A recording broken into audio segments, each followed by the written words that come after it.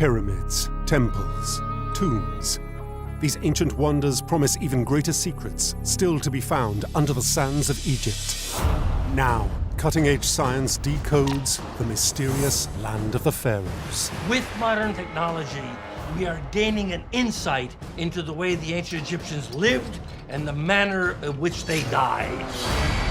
This time, crime and punishment in ancient Egypt. Can cutting-edge scans prove Ramesses III was murdered? This is an attempt to change the arc of Egyptian history. Could new technology finally solve the mystery of the most famous statue of Queen Nefertiti? Is it genuine or is it a fake? And can the FBI recover the first ever ancient DNA from an Egyptian mummy? It was the FBI that had the scientific tools to analyze this head. Ancient clues unearthed, long-lost evidence re-examined, precious artifacts brought into the light of the 21st century. These are Egypt's unexplained files.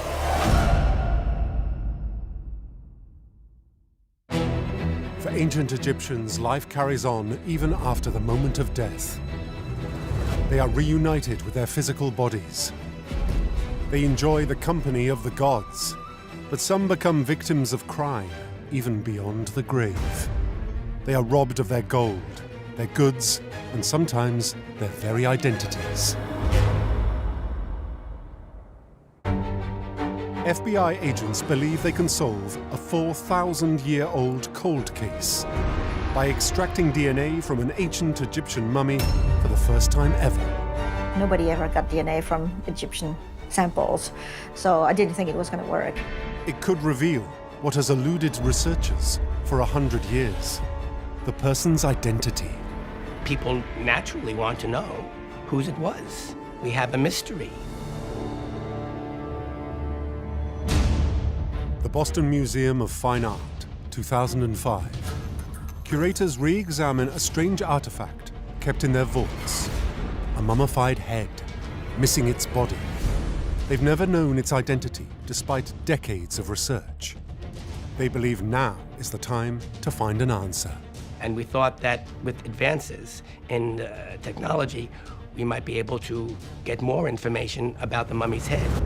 So we took the head to the Massachusetts General Hospital, and we did very advanced and detailed CT scans.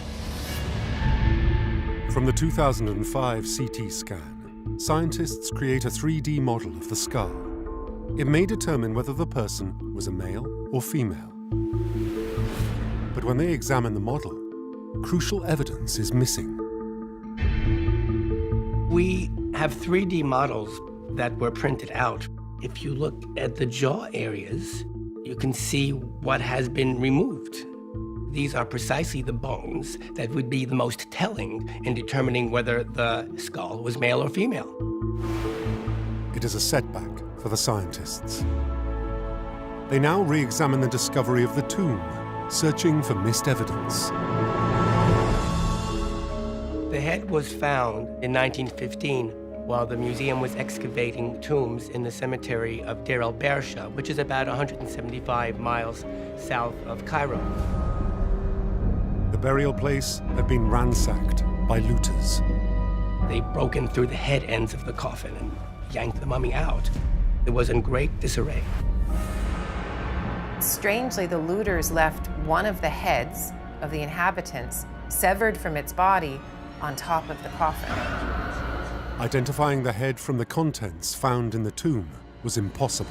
Since none of them were in the coffins, we didn't know who they were. So, archaeologists examined the coffins themselves, hoping for a clue to whom they belong. They discovered inscriptions that suggest two possibilities. The coffins are copiously inscribed with inscriptions that contain their name and titles. The governor, Jehudi Nacht, and of his wife, whose name was also Jehudi Nacht. The inscriptions show the couple are important people around 2000 BCE, but the mystery of the head remains. No one knew whether it belonged to Jehudi Nacht, the governor, or to his wife. Is it him or is it her? To solve the question, museum curators seek outside expertise. In 2016, the the world's leading crime fighters come to the rescue. In this particular case, it was the FBI that had the scientific tools to analyze this head. The mummy's head is assigned to two of the FBI's most experienced investigators, Jody Irwin, a research biologist, and Odile Loret, a specialist in ancient DNA. The museum wanted to know whether the head of the mummy belonged to Governor Jehudinat or to his wife. For the first time ever, the FBI use a DNA sequencing technique new to forensics. We had a really difficult situation, a situation that we wouldn't have been able to solve with all of our currently implemented technologies. The new technology is called next-generation sequencing. It can examine the tiniest of samples. So for ancient DNA, where you don't have a lot of DNA to start with, these are instruments that allow you to copy and sequence DNA that are very small and in very high throughput, so you have millions and millions of sequences. But first, the FBI team must find ancient DNA in the skull, a nearly impossible task. They wouldn't normally have to work with 4,000-year-old DNA, but often they are faced with challenging situations.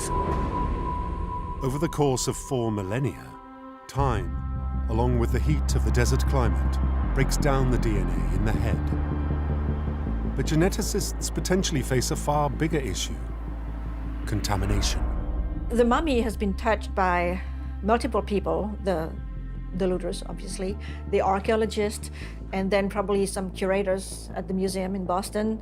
So we were very concerned about contamination. To extract uncontaminated DNA, the FBI team need an untouched sample. After 4,000 years, a daunting task.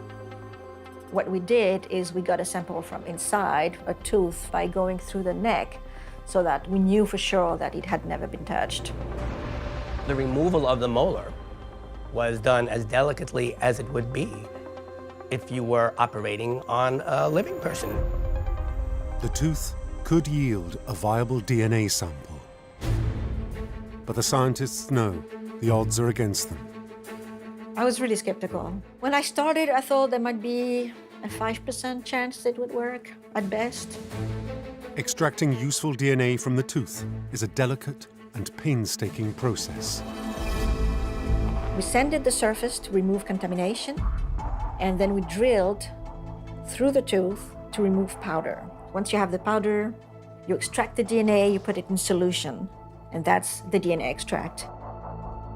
For the first time ever, the FBI uses the very latest sequencing technology to process a mummy's ancient DNA. The results show up as a huge data set of chemical sequences. Once you've done that, you see how many sequences you have that match chromosome 1, how many chromosome 2, 3, 4, 5, X and Y. Odile is hunting for the Y chromosome, because Y chromosomes are only present in male DNA. If they succeed, it may be the first ancient DNA extraction from an Egyptian mummy in history. Nobody ever got DNA from Egyptian samples, so I didn't think it was going to work. When the FBI team study their results, they discover something long thought unattainable: ancient DNA. They can now solve the mystery of the severed head. The DNA results showed that the mummy's tooth, and therefore the mummy, is from the governor, Jehudinat, and not his wife. Yeah, it was a boy. Although I'm very happy that we know that it is the governor and not his wife, I was kind of hoping that it was her. After 4,000 years, an ancient mummy has his identity restored thanks to the world-class expertise of the FBI. But what is more, they make a scientific breakthrough in the field of ancient DNA that will undoubtedly lead to further discoveries in the future.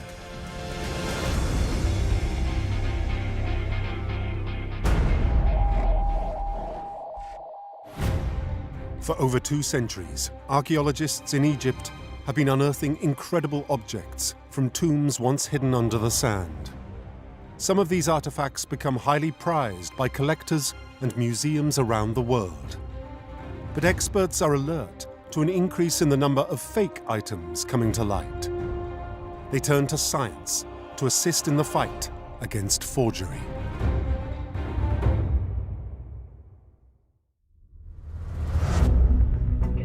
The mysterious Nefertiti. Her iconic bust is a priceless treasure. The bust of Nefertiti has long been the crowning glory of Egyptian antiquities. It's a superb work of art. But some experts believe this beautiful face could be a forgery. You would never in the ancient world find an ancient statue where they'd finished off the hard parts with plaster. This has got to be one of the most controversial works of art in human history. Now, state-of-the-art scanners are finally peering beneath the statue's veneer to answer one of Egypt's greatest questions. Is it genuine or is it a fake?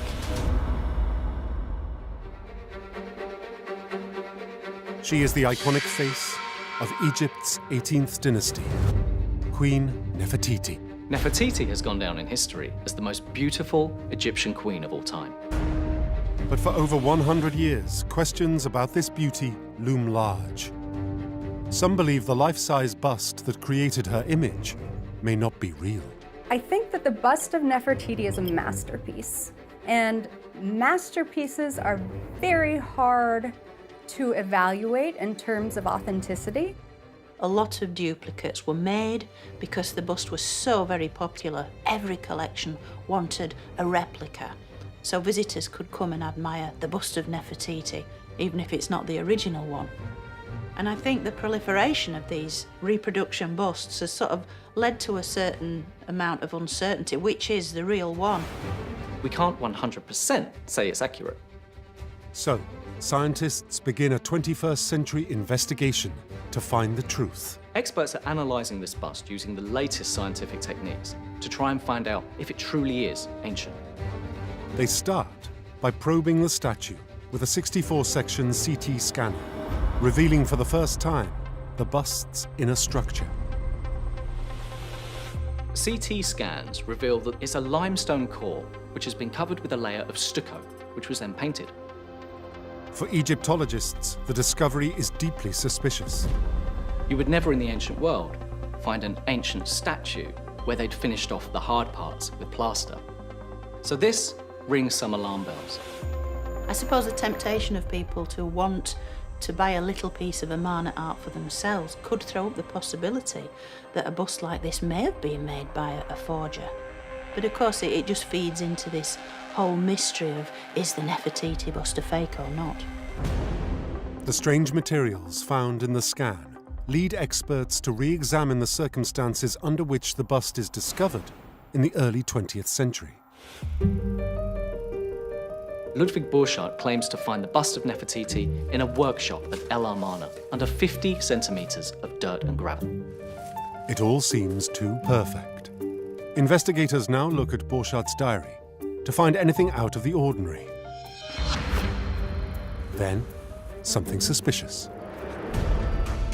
The exact circumstances surrounding the discovery of the bust have been called into question because it coincided apparently with the visit of a prince to the excavations, and it's been suggested maybe that Borchardt wanted to impress his royal visitor with this amazing new find. In the early 20th century, there is a huge desire to impress Europe's still powerful royal families.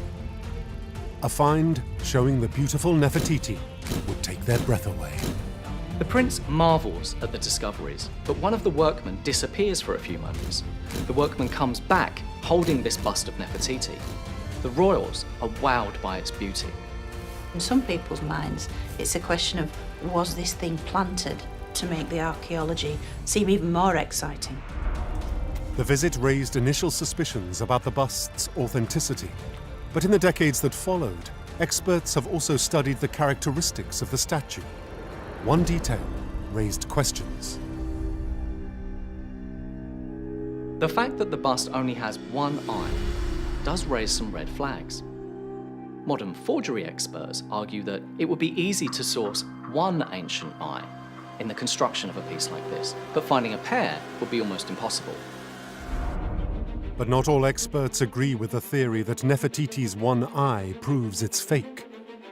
This is to fundamentally misunderstand how the ancient Egyptians produced portraits with inlaid eyes, and so frequently these eyes fall out over time. So whether the eye is there or not is absolutely no reason to question the authenticity of this superb work of art. As researchers consider further the idea that the statue is a forgery, they start to notice other irregular elements in the bust. There is selective damage on the bust, you know, the missing head of the Uræus snake, damage to the ear and so forth.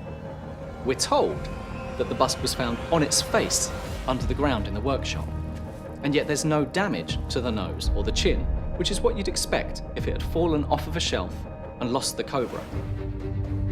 The damage on the ears seems to be quite selective, as if it had been dropped on its right and then left side. But the face is largely immaculate. It's almost as if someone wants that most important feature to be preserved. The face of Nefertiti is so perfect. When brought to Germany, it is revered by their powerful new dictator. Hitler greatly admired the bust of Nefertiti. To him, it represented the ideal Aryan woman. Adolf Hitler apparently takes the bust of Nefertiti into his personal collection.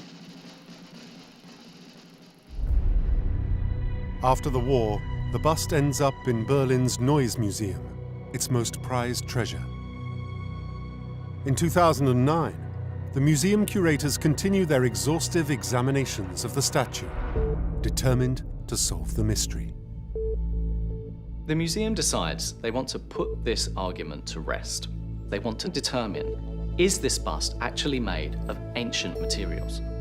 For this, scientists carry out a chemical analysis of the materials using cutting-edge XRF testing. XRF stands for X-ray fluorescence. Essentially, you aim lasers at the bust of Nefertiti, and then the elements that leave from the laser are monitored, and you can find out if there are any, say, modern pigments. The results will show whether the pigments are made from 3,000-year-old components or cheap 20th century counterfeits. When the data comes in, the scientists are amazed. The pigments used, the paints used, exactly conform to the kind of pigments that 18th dynasty artists were using in Egypt at that time. They are, in fact, ancient pigments. The results lead some to make a final conclusion on Nefertiti's bust. I think it's absolutely clear that this bust is genuine. Others are not yet convinced. The fact is there's strong evidence on both sides that indicate that it could be authentic and it could be a forgery. If it's a fake, then the forger must be a genius, being able to replicate exactly the known recipes for ancient Egyptian pigments. Then the final answer to this ancient mystery may lie in the analysis of other materials used in creating the bust. A task scientists will no doubt tackle in the future. Eventually, when we're able to date limestone and plaster, then we'll be able to tell for sure. Priceless ancient artifact or 20th century fake?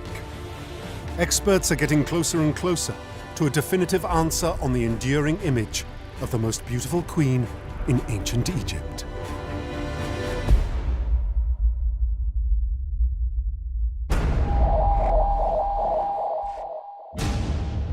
Crime and punishment in ancient Egypt has no respect of social boundaries.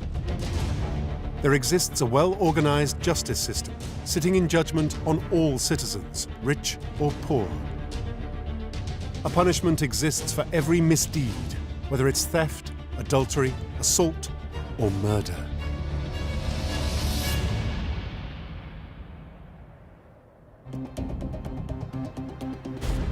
A pharaoh whose death is one of Egypt's strangest mysteries. The ultimate fate of Pharaoh Ramesses III has long puzzled Egyptologists. Up to now, we don't know how Ramesses III died. Now, scientists using the latest high-resolution scanners believe they can prove he's murdered. 21st century technology may finally enable us to solve this cold case.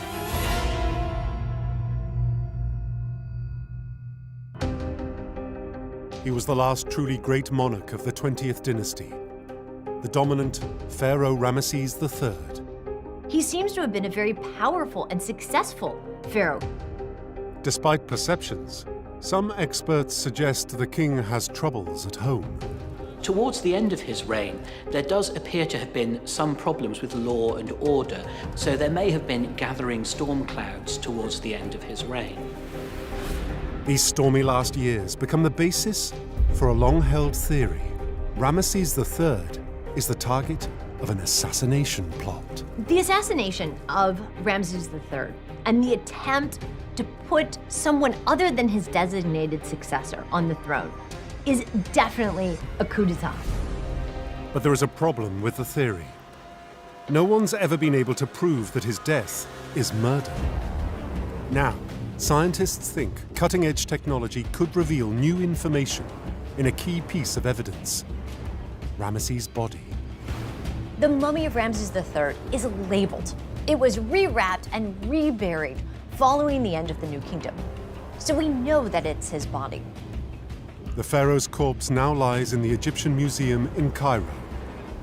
When scientists carry out an initial examination in 2012, they find no obvious causes of death. There's no evidence of any kind of diseases or trauma or any indication why he could have died. But on closer scrutiny, there is an obvious clue. While most of the bandages on the body were taken off during antiquity, in one spot, the bandages have been left intact. Most interestingly, we have a thick layer of bandages just around the neck, and this couldn't have been removed in the earlier attempt, so it remains there forever. The bandages appear intact from the time of the burial, suggesting they could be hiding something. Unlike other post-mortem examinations that dissect the body, the scientists decide not to remove the bandages. Instead, they use a 21st century method of investigation. In recent times, it's been possible to examine mummies in more detail using CT scans. We are allowed to make new CT scans of the mummy to look, let's say, inside the body, which we cannot see from outside. They scan Ramesses III for the first time in history, creating a 3D image of the 3,000-year-old corpse. When the scientists study the scans of the neck, they're horrified. It became clear that there is a very deep gash that runs across his throat. Everything cut, the muscles, the skin, and even the arteria. So we're talking here about a really deep cut, several inches deep. It actually cuts back to the vertebrae at the back of the neck, so a really deep gash to the neck. A wound of this type can mean only one thing: murder. It would have been very rapidly fatal. There's no chance to survive such a cut. It's really a typical deadly cut wound of his neck. But there is even more. The scientists find evidence that suggests the wound is definitely inflicted while Ramesses is still alive. Inside the wound, there's a little amulet. And in the CT scan, you could see it's the shape of an Ujat eye, of the eye of Horus, and that is a healing amulet. And this is an amulet the ancient embalmer puts in to heal something, to repair something. So it's as if to make up for the fact that he died in such a violent and traumatic way, that they're adding that amulet to almost undo the damage that was done. It is enough evidence for some Egyptologists to make a final conclusion about the fate of Ramesses III. The CT scans of the mummy of Ramesses III indicate that he was the victim of a vicious assassination. The cause of the death of Ramesses III has mystified Egyptologists for generations, but new scientific techniques have revealed a potentially brutal demise. Many believe this proves the long-standing theory, turning Ramesses' death into a case of murder 3 millennia after it is committed.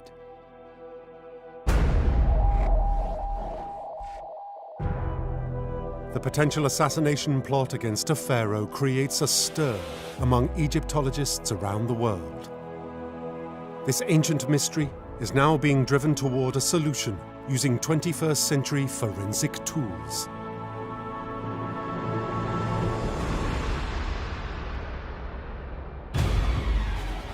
Cutting-edge science exposes the possible murder of Pharaoh Ramesses III. Up until the CT scan and the investigation of the mummy of Ramses III, we had no confirmation that the assassination attempt actually succeeded. With an assassination case now open, experts think they may be able to pinpoint who helped carry out the grisly killing, using the newest DNA analysis. There were many guesses about who he might be, but we had to wait until DNA evidence was available and testing was available. The hunt is now on to solve the 3,000-year-old murder case. Egyptologists want to know who may have plotted against Ramesses III.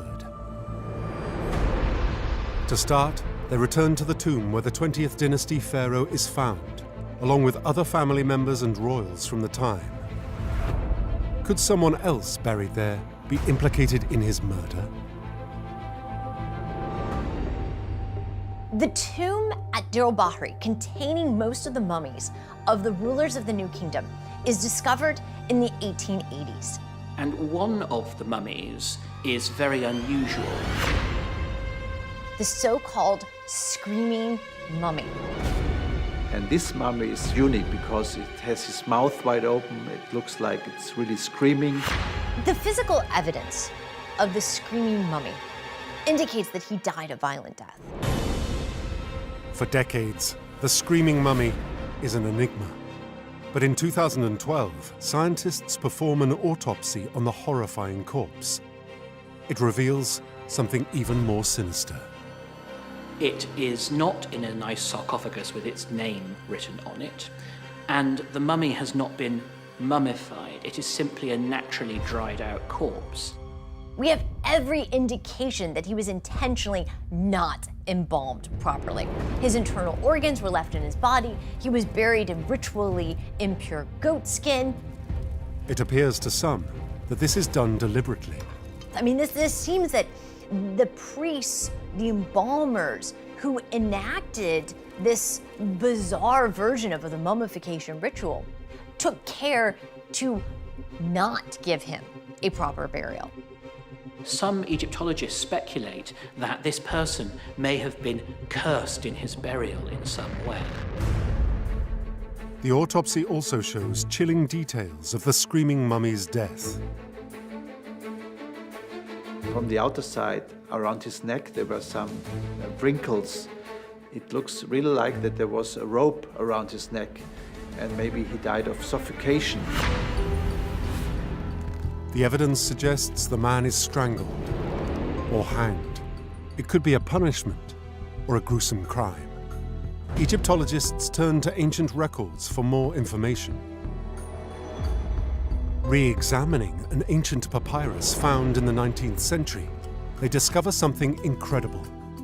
Trial records describing a plot to assassinate Ramesses III. The judicial papyrus of Turin contains the testimony of the conspirators who took part in this conspiracy. When experts study the section naming the accused, they're even more intrigued. On trial is one of the king's wives, Queen Tai. Also mentioned is her son, Pentaweret. It tells us their names, it tells us what they did as part of the conspiracy, who they interacted with, so they give us the names of their collaborators. This is an attempt to change the arc of Egyptian history. Some of the conspirators seem to have been swiftly sentenced. Lower-ranking conspirators are executed, often in very gruesome ways. Some of them seem to have been impaled on spikes. But it appears the judge faces a dilemma with others. Because several of the perpetrators in the assassination of Ramses III are members of the royal family, how do you handle the death penalty? Historians can find very little record of Queen Tai's fate, but they uncover a chilling sentence for Pentaweret. The pharaoh's son is found guilty and ordered to kill himself. Pentaweret performed suicide, possibly by hanging himself. Experts now consider an extraordinary new theory. The screaming mummy could be Pentaweret, Ramesses III's son, and possible conspirator to the pharaoh's murder. To prove the theory, scientists turn to the field of genetics, hoping to confirm the screaming mummy's identity. There were many guesses about who he might be, but we had to wait until DNA evidence was available and testing was available. Forensic anthropologist Dr. Albert Zink leads the investigation. We installed a DNA laboratory in Cairo, close to the museum, to extract the DNA and then also to multiply the DNA and to get in the end a genetic fingerprint of the mummy. Dr. Zink and his team extract a sample from the bone of the screaming mummy, believing they have found ancient DNA. When he compares the sequencing data of the screaming mummy with DNA taken from the body of Ramesses III, he's stunned. What we see when we analyze the DNA of both mummies that they indeed share 50% of their DNA, so it's highly likely, based on this genetic test, that they're indeed father and son. It is a shocking and unexpected result. Based on this information, some Egyptologists believe they can make a conclusion about the screaming mummy. If we put all of this evidence together with the papyri, it makes the most sense that the screaming mummy is Prince Pentaweret. It means the son of Ramesses III may have been instrumental in a plot to kill his own father, the 20th dynasty Pharaoh of Egypt. Then he hanged for it. This window into a dark Egyptian drama is only made possible by 21st century science.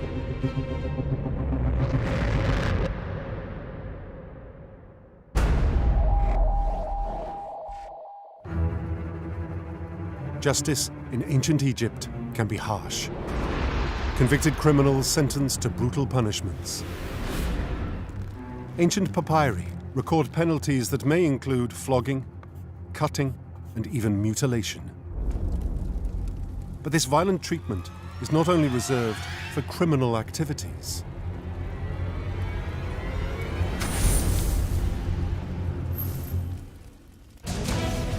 Archaeologists in northern Egypt make an horrific discovery. They come across 4 pits filled with the remains of 16 severed hands.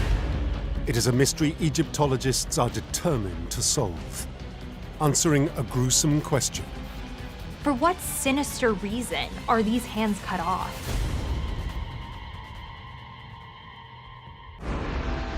2012. Avaris, about 65 miles northeast of Cairo.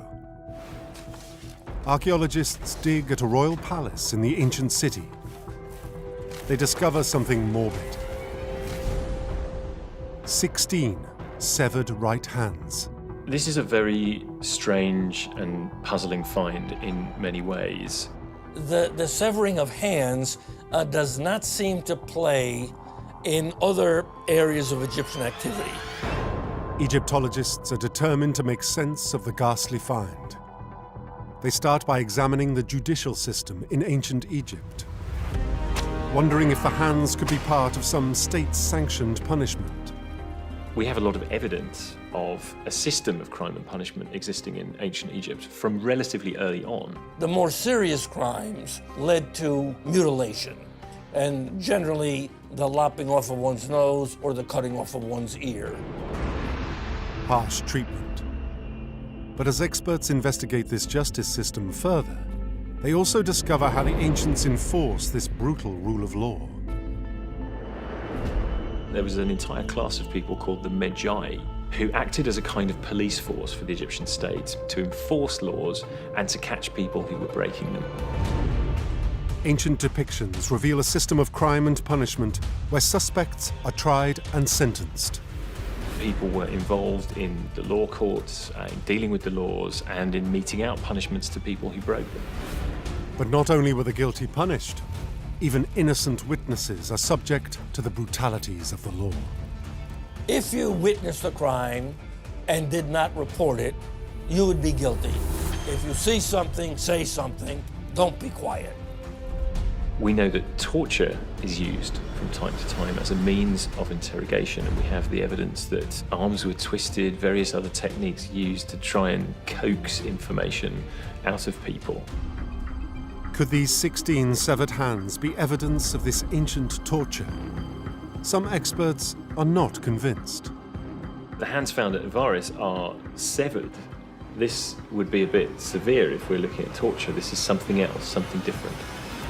Researchers must find another explanation. They wonder if an answer could be found in the actions of the pharaohs. They examine a painting in the famous tomb of King Tutankhamun. A savage detail catches their eye. A relief of Tutankhamun actually shows that his enemies' hands are being skewered on spikes. It's an intriguing clue. So much so that investigators compare it with paintings from other royal tombs. On the reliefs in the tombs of Ramses II and III, we see piles of hands being collected, which are actually the right hands of all of their enemies. The evidence is mounting. The severed hands appear connected to some sort of military action. When experts study the records from ancient battles, they make a crucial discovery. When we look at Egyptian battle records, particularly from the 18th dynasty, we understand that it was common practice for the victorious Egyptians to sever right hands of fallen, slain enemy. But why cut off the hands of your fallen enemy? It's common practice for the pharaoh to pay his soldiers in plunder. For the soldiers to get paid, they need to prove that they were brave in battle, and what better way to do it than to cut off the right hand of your enemy? The severed hands appear to be physical proof of kills on the battlefield. It allows Egyptologists to make a final conclusion about the 16 hands. Taking all the evidence together, it seems very likely that these hands in these pits in the royal palace are the evidence of what we see on the temple walls, hands having been cut off foreign prisoners, brought to the palace as a symbol of Egypt's conquest over its enemies.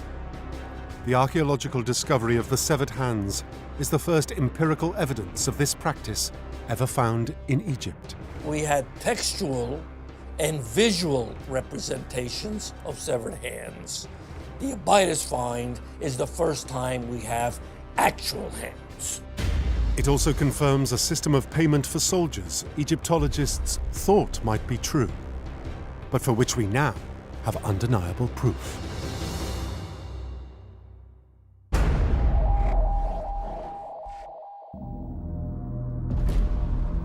The story of ancient Egypt unfolds across more than 3,000 years. During that time, more than 170 pharaohs occupy the throne. Living beneath these powerful kings are the men and women that keep the country going. They are everyday, hard-working people. But like in any society, sometimes they can fall foul of their country's laws.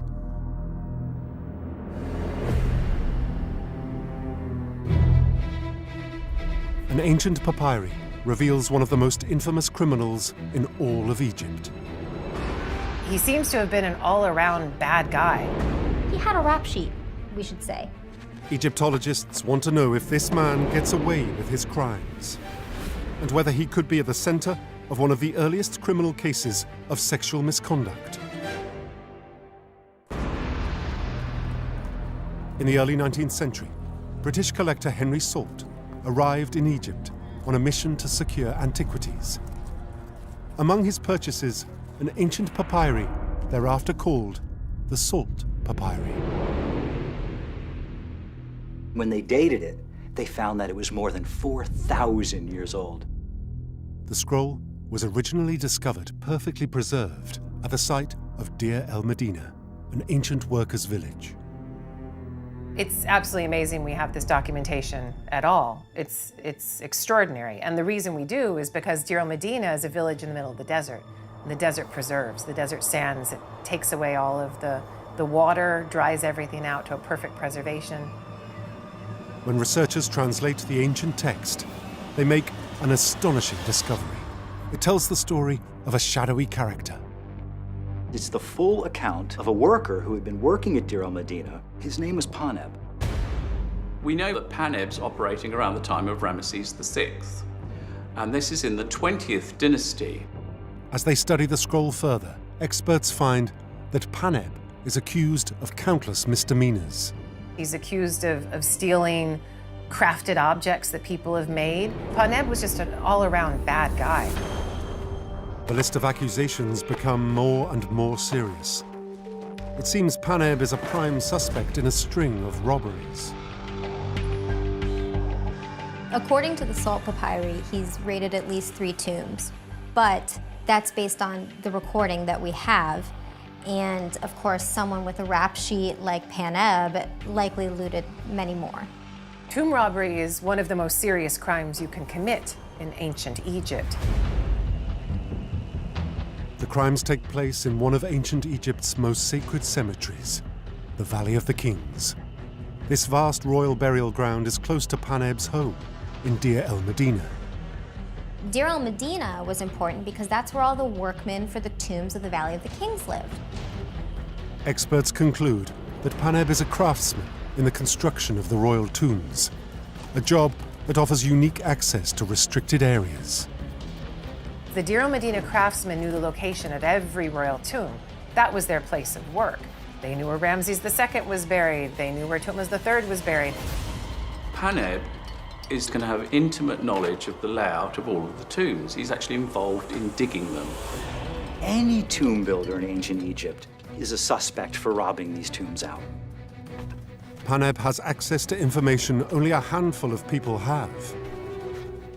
It stands to reason that if Paneb had this kind of specialized information, then any other tomb builders would also have that kind of special information. From the records, experts reveal that Paneb begins to use his specialist knowledge to his own benefit. He's decided to use that position of power for a life of crime. Now, Paneb uses his intricate knowledge of the Valley of the Kings to his advantage. Paneb was accused of stealing from the tomb of Seti II, but the one that would have got him the worst condemnation was from stealing from Queen Henutmir, where he took a goose, which was a symbol of Amun and would have been extremely valuable. But his crime wave can't go on forever. The Salt Papyri reveal Paneb's actions catch up with him, and his felonies go far beyond treasure-seeking. From the records, Paneb's trial could be one of the earliest criminal cases of sexual misconduct in history. He's accused of stealing from a number of people's tombs. He's accused of stealing wives, so to speak, when he's accused of adultery. And he's also accused of rape and violence. Paneb was just an all-around bad guy. In the end, Paneb's low moral standing comes back to haunt him. The trial seems to have shown that he had many enemies, and he was taken down for it. Justice in ancient Egypt is swift and severe. Paneb was dealt with by given 20 lashes. He was a notorious tomb raider and bad boy of the ancient world. The story of Paneb reminds us that crime and punishment in ancient Egypt follows the same patterns and outcomes as in the 21st century, and gives a window into ancient Egyptian justice like never before.